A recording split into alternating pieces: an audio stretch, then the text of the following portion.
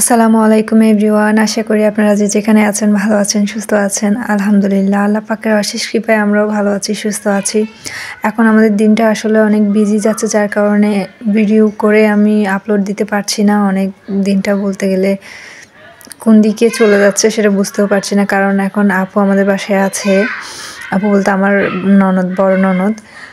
তো ওর বেবি হবে, সেজন্য আগে থেকে ওকে এখানে নিয়ে আসা হয়েছে, কারণ ওর ডেলিভারি হবে এখানে। তার জন্য আমরা ওর বেবির জন্য কিছু টুকটাক শপিং করেছি। তো বেবি ডেট দেওয়া হয়েছিল হচ্ছে 18 তারিখ, 18-19 তারিখ করে ওর সিজার করানো হবে বলেছে আর কি। তার আগে ও আমাদের বাসায় এসেছে। এখন আমরা ওর বেবির জন্য শপিং করেছি। তো শপিংগুলো এখন আমরা ব্যাকপ্যাক করব, যে আমরা হসপিটাল ব্যাগটা রেডি করব আর কি ওর। তার জন্য জিনিসগুলো সব বের করেছি। এখন একে একে প্রয়োজনীয় যা কিছু লাগে সেগুলো আমরা ব্যাগে নিয়ে নিচ্ছি। যেহেতু শীতকালে বেবি ডেলিভারিটা হবে, সেজন্য আমাদের মোস্ট ইম্পর্ট্যান্ট যে জিনিসগুলো সেগুলো হচ্ছে শীতের জিনিসগুলো আমরা নিয়েছি। শীতে আসলে বাচ্চাকে অনেক বেশি কভার করে রাখতে হয়, কারণ নিউবর্ন বেবির রোগ প্রতিরোধ ক্ষমতাটা অনেক উইক থাকে, যার কারণে তারা খুব ইজিলি রোগে আক্রান্ত হতে পারে, ঠান্ডা লেগে যেতে পারে। সেজন্য অনেক কেয়ারফুলি তাদেরকে হ্যান্ডেল করতে হয়, যার জন্য প্রয়োজন অনেক কেয়ারের। সো আমরা এখন থেকে সবাই রেডি বেবিটার কেয়ার করার জন্য, কারণ ও হচ্ছে অনেক বছর পর আসলে আপুর বেবি হচ্ছে। ফার্স্ট বেবি 5 বছর গ্যাপ দিয়ে সেকেন্ড বেবিটা হচ্ছে। তো সবাই খুব এক্সাইটেড। এখন এখানে কিছু মাছ নিয়ে এসেছে, একটা সুরমা মাছ বড় দেখে, আর হচ্ছে রূপচাঁদা মাছ, এগুলো বাইরে থেকে কেটে এনেছেন।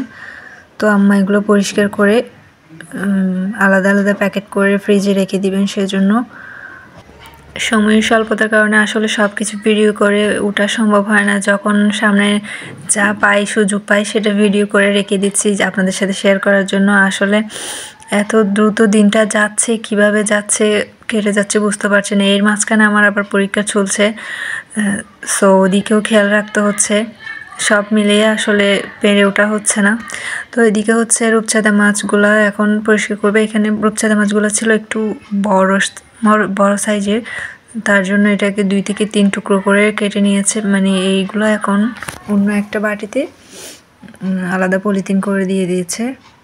এভাবে করে ফ্রোজেন করে রেখে দিবে, যখন যা প্রয়োজন বের করে নেবে। সো ফাইনালি আমাদের সেই কাঙ্ক্ষিত দিনটা চলে এসেছে। আমরা এখন হসপিটালে যাচ্ছি। আপুর ছেলে বেবি হয়েছে আলহামদুলিল্লাহ। এখন আমরা মিষ্টি নিয়ে হসপিটালে যাচ্ছি।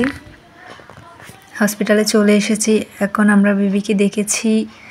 আলহামদুলিল্লাহ, বেবিটা অনেক কিউট মাশাআল্লাহ। দেখুন বেবির হাতগুলা অনেক ছোট ছোট হাত ওর।